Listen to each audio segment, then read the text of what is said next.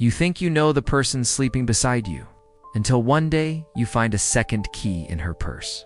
My name is Daniel, and this is the story of how one tiny silver key made me question everything, including the woman I loved more than my own life.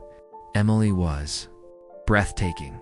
Not the kind of beauty that demands attention, but the kind that quietly steals your breath. She had these soft hazel eyes, hair that shimmered in the sunlight like silk, and a smile that could turn the darkest day into morning. Everyone loved her. My friends, my family, even my coworkers who'd met her once would say, "Man, Daniel, you're lucky." And I was. I'm not the handsome type, not rich, not flashy.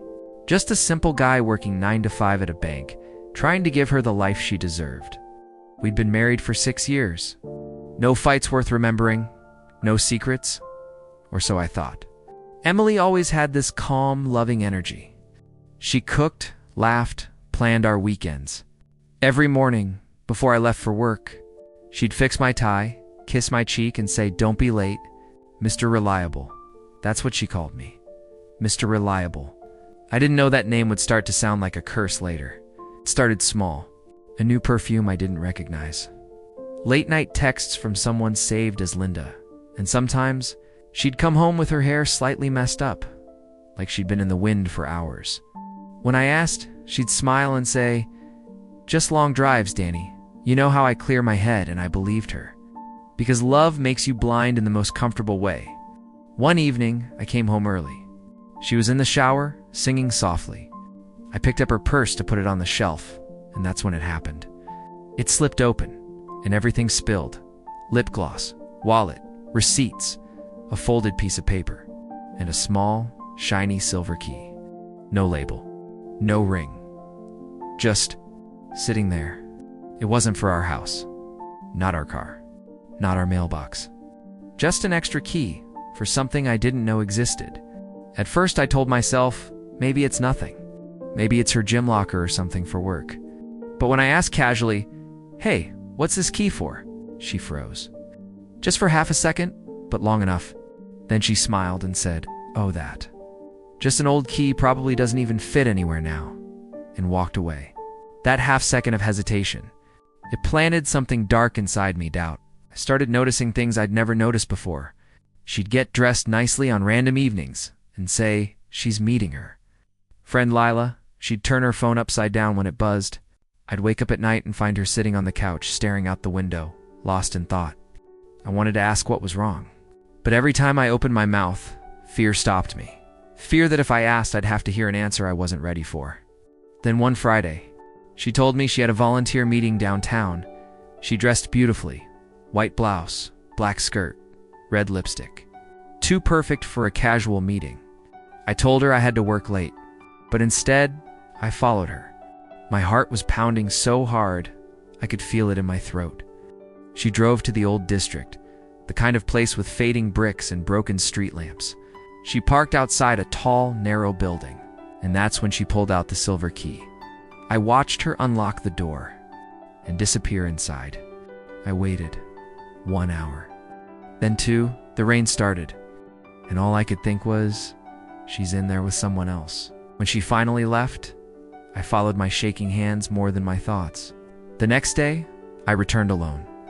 My fingers trembled as I put the key into the lock. It turned, smoothly. I opened the door and stepped into another world. The apartment was quiet, too quiet. Soft lavender candles burned on the counter. Her favorite wine sat half open. But there were no men's shoes, no sign of another man. Just photos everywhere. On the walls, on the fridge, on the table. Photos of children, smiling, laughing, hugging her. Kids I'd never seen before. My heart twisted. What was this? A hidden family? A double life? Then I found the letters. Dozens of them handwritten, sealed with colorful stickers. I opened one. "Thank you, Miss Emily, for keeping me safe." Another one said, "I like the bed you gave me. I don't have to sleep on the floor anymore." My hands were shaking so hard the paper nearly tore. That night, I couldn't act normal. I waited until dinner was over, then asked quietly, "Emily, who are the kids in apartment 3B? Her fork dropped. Her eyes filled instantly. She didn't even deny it. She just whispered, "You went there?" And then she told me everything. The apartment belonged to a small private charity she started 2 years ago for abused and homeless children.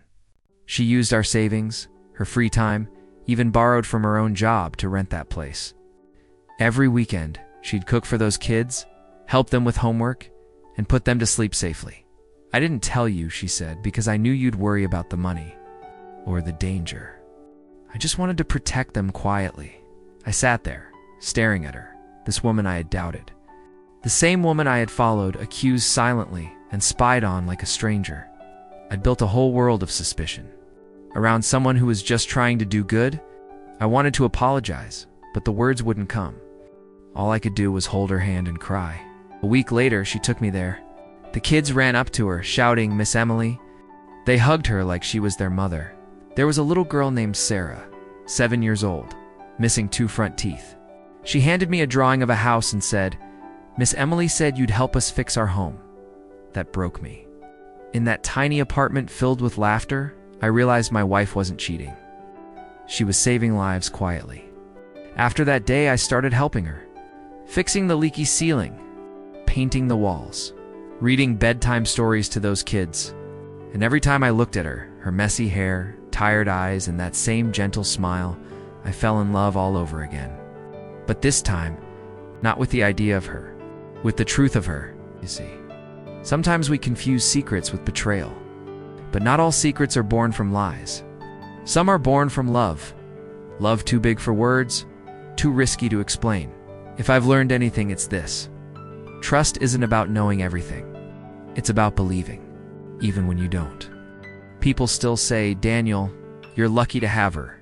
And I smile, not because I agree, but because I know luck had nothing to do with it. It was faith, broken and rebuilt. It was pain that turned into purpose. And that tiny silver key, it didn't unlock a door to betrayal. It unlocked the truth. My name is Daniel. I thought I found proof my wife was cheating, but what I really found was proof that I had married the kindest, strongest soul I'll ever know.